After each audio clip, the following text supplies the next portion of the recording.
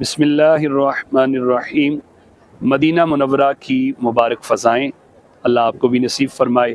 بڑی پیاری بات سنیے اور اسے آگے شیئر کیجئے۔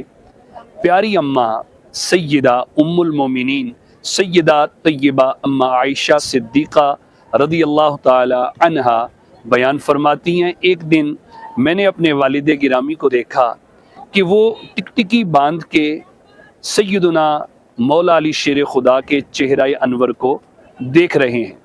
تو میں نے سوال کیا، اے میرے بابا جان، آپ بڑے پیار سے سیدنا علی المرتضیٰ کے چہرے کو دیکھ رہے ہیں؟